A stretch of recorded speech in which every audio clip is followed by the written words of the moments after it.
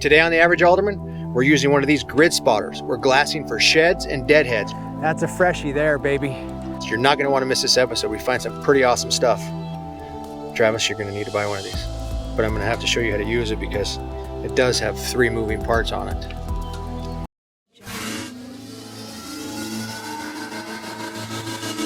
This is awesome, the Yukon. This place is absolutely gorgeous. That way we can run to the gym. Thank you, sir. Second day in Texas. Big ram is right there. He just came out of underneath the Palo Verde.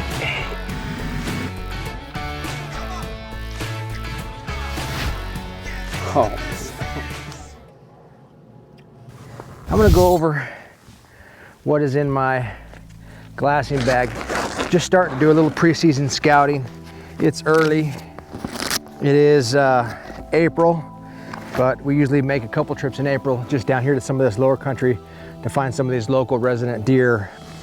I start looking in April, and man, while I'm out here, I also pick up sheds, so I guess you can call it shed hunting, but I'm truly looking for deer down here in this lower country to pursue come hunting season. So this is just a little carbon slick tripod here. This is the grid spotter head. You've probably seen that in one of my other glassing videos. My grid spotter, that's one thing I keep in my bag here. Also in here is the spotting scope. It's a Swarovski, and yes, I do believe that you have to spend money and buy quality optics. This Swarovski cost me $3,000 about 12, 13 years ago. I still have it. So you spread that amount of money, that $3,000 out over 12, 15 years, and it's really not a lot of money to spend every year to up your game, the amount that this ups your game. It's worth the money, definitely. The next bag is an Alaskan Guides Creation chest harness, and that houses my 10 by 42 Swarovskis. So when I'm gonna go glassing or hunting, I just throw this chest harness on and go. Next in there is another pair of binoculars. This is the 15s. This is what I'm actually gonna put on the grid spotter right now. Little connector on the Swarovskis right there. And then it just screws into the grid spotter. And there you have it. I doubt that I'll beat my day yesterday. Yesterday we found 11 sheds and 2 winter kills, so I doubt we'll beat that, but we're gonna try. We're gonna hit this flat, and this flat is usually pretty good. Here, we know there's a shed there we gotta go get. So we've got 4 sheds so far on this side, 2 on that side.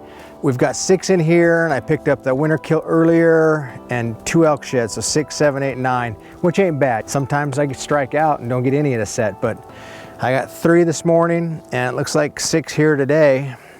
I'll have to come back and get those over there, but put the stuff up, grab the camera, run down there, check on that deer, pick up that shed, pick up that winter kill, that forked horn down there, and we'll talk to you guys in a minute.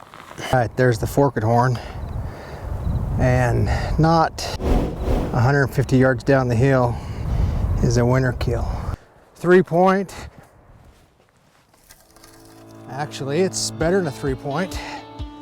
It's a 4, would be counted as a 5 on that side, extra eye guard. 3-point on that side. Bunch of gnarly stuff there. Good mass, that's a good buck. Let's go grab that sucker. Yes, sir. That is a great horn. 5-point with a dandy eye guard. That's a freshie there, baby. That's my first brown of the year. Said it looked like a 4 or 5-point whitetail. It's got a couple little kickers coming off of it. Just turn around. Oh my goodness. Not a giant, but it's got extras. You know what? That's the stinking other half of the one I just picked up. Makes sense, or 30 yards away. You gotta see these genetics for a young buck. Look at that sucker. I hope he is still alive. Extras on top of extras. And I found another antler. This one's a little older. That's probably a 4 or 5-year-old antler. So not too bad of a haul today. A couple bonus antlers there. Pretty good pack full there. So yeah, Good 3-point with good eye guards. Pick that up. Oh, I forgot about the spike I found.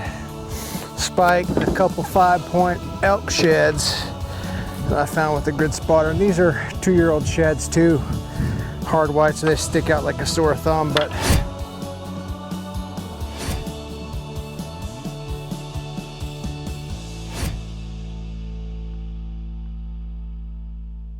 so far we found 1 shed and 2 deer.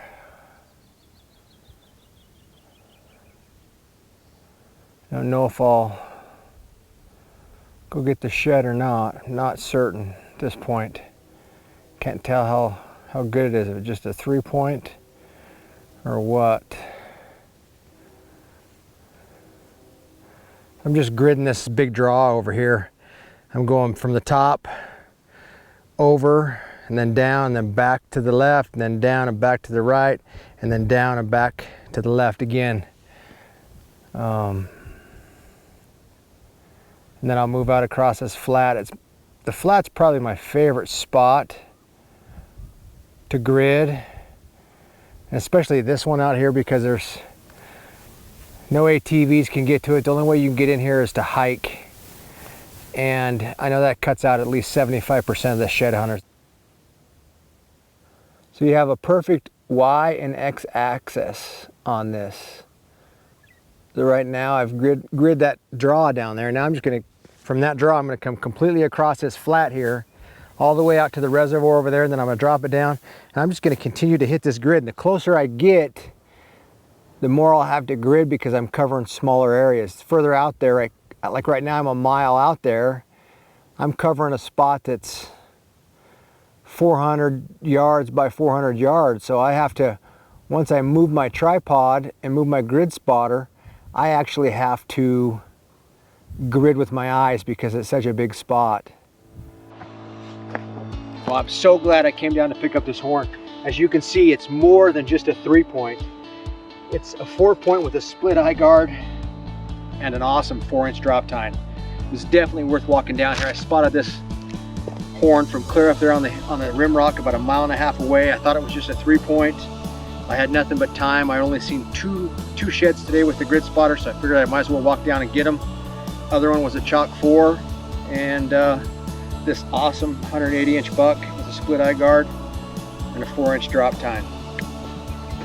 Well, today wasn't as productive as yesterday. Yesterday we found what, 12 sheds and 2 deadheads. Today we found 3 sheds, 2 chalk that are pretty much worthless, $1 a pound, and 1 keeper shed, cool eye guard, great forks, great main beam, and a cool drop tine. Little 4-inch dropper. This was a shed that was clear down by the draw that I didn't know if I was going to go down and get. You saw me just pick this up a few minutes ago. Great shed. Well worth the hike down there. It was about 1.5 miles out, but well worth it. And I picked up this one I saw from the grid spotter, and this one I just picked up coincidentally walking down there. But so today wasn't great, but yesterday was awesome. But I'm not complaining. That was definitely worth the hike. Thanks for joining us. We'll see you next week on The Average Alderman.